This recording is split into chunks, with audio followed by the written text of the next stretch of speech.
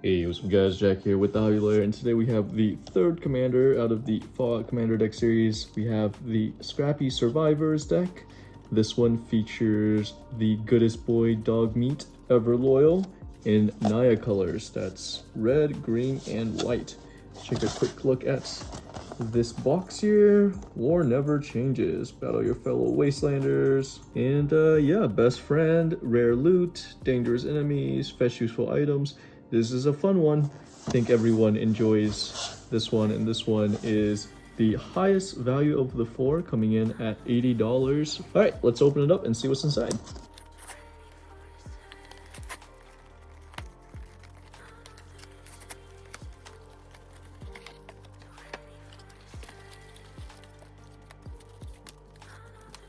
All right, quick look at the punch out counters here. Pretty much the same as the rest. Man, this would be an amazing sticker if they could make a sticker. Definitely put that on my laptop or my phone. Here is the box. Sanctuary Hills with dog meat. All right, here we have the pack, and we'll save this for last, the collector sample pack. Check out, this is probably my favorite life spin down counter cardboard thing, wheel. Oh, that is fantastic. I love it when they do the custom art on these. Let's take a quick look at the poster here. Yeah, I love how this really plays to the Fallout theme of scavenging and looking for aura and equipment. Super awesome. Some commander rules there. There is our bestest boy. And then here's the two possible commanders and a little bit more about them. All right, and there's our deck. Let's open it up and see what's inside.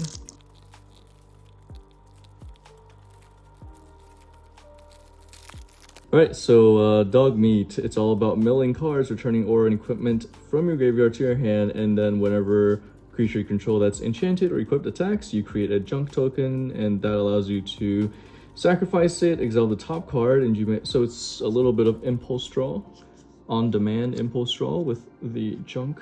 And then Preston Garvey Minuteman, also in Naya, but costs 2 colorless more. At the beginning of combat on your turn, create a green aura enchantment token named Settlement. Attached to up to 1 target land you control, it has enchant land, 1 mana of any color. And then whenever it attacks, you untap each enchanted permanent you control. This one's really interesting. You can get out of hand very quickly with this whole untapping phenomenon. And if you have both of these, they actually work pretty well together.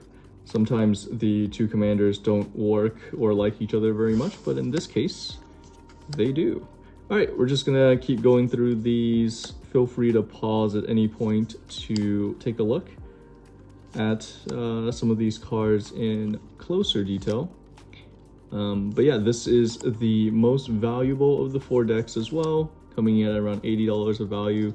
This one has 4 cards worth $5 or more, which is a lot more than the other ones. The other ones each come in with maybe like 2 to 3. Ooh, and we have our first bobblehead. This one is they gain haste and can't be blocked except for by creatures with haste, which in most cases your opponents won't have. So you can get a bunch of characters haste and unblockable. And then look at the top X cards. There's a perception bobblehead. Number of bobbleheads you control, cast a spell 3 or less without paying its mana cost. Ooh, that's pretty spicy. But again, not very useful unless you have a bunch of bobbleheads.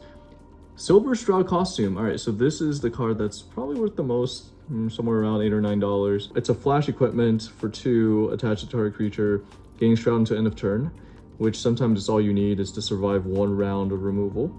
And then equipped creature also can't be blocked, and it costs 3 to equip.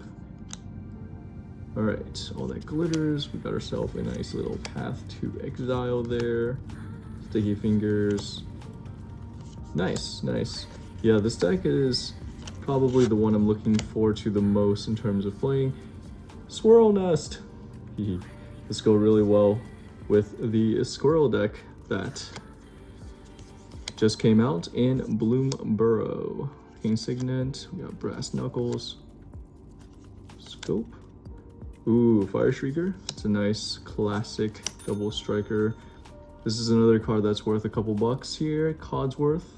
Commanders you control have War 2, so it gives commanders protection and it gives a nice little bit of ramp. So you tap it for 2, and you can also tap it to attach. So it saves you a lot of mana whenever you're running an equipment deck such as this. Vault 101. Ooh, now we're getting into some of the rares here. Junk Jet, Megaton Fate. Nice. Yeah, Dogmeat was definitely one of my favorite characters. I wanted him to be able to play well in my Ren and Siri deck. There's very few equipments in that deck, so it would not make a lot of sense to play it, sadly, in that deck. But, yep, at first I thought that would be an amazing ad. It's another card that's worth about $5. Pip-Boy 3000. You just get a lot of different types of modes whenever you attack, and it's a cheap 1 cost. Also, you get to untap up to 2 target lands, so a equip cost of 2 pretty much makes it free, or just 1 cost to get it down and attached, which is pretty nice. Pure Steel Paladin there. Ooh, and you also have a Blasphemous Act. Nice. One of the classic board wipes. Can't forget about Heroic Intervention. Permanents you control gain hexproof and indestructible until end of turn. One of the classic saviors of your board whenever a board wipe or some targeted removal comes down. Very nice. Yeah, this deck is very straightforward. It's very easy to play. It doesn't introduce too many new mechanics like rad counters or energy or anything crazy like that. I think that's another reason that people are really into this specific deck. You know, not having crazy new mechanics makes it a little bit more inviting, a little bit more friendly for players. Ooh, you also have some boots in here, which are always nice to have in pretty much any deck, especially one that relies on attacking to untap and everything. Jungle Shrine, nice, nice. Yeah, none of these decks are extremely valuable, but they should be a bit of fun, especially to play against each other. I think that's the best thing about precons, is not bringing them to a commander night, but rather playing them in your pods against each other, because they're all about the same power level. All right, here we get to the thick cardboard version of Dogmeat in that etched foil. Very nice. And let's take a quick look at these. We got junks that are also squirrels and treasures. These are some crazy looking squirrels there. We got settlements and human food. Yeah, I think settlements still new kind of thing here. Enchantland, and has 1 mana of any color. We got food and treasure, wasteland survival, and then I think this one also has some radiation, folks.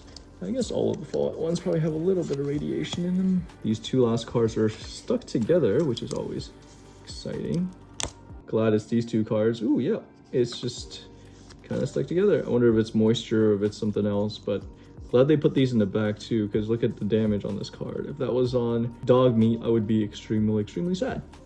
All right, so let's put that to the side and see what our collector booster sample pack has. All right, moment of truth. Ooh, Sentry Bot. And an Arcane Signet, let's go.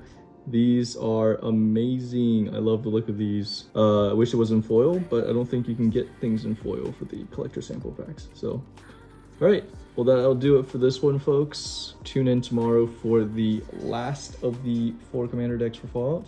And I hope you guys have a good one. Like, subscribe, and all that good stuff. Peace.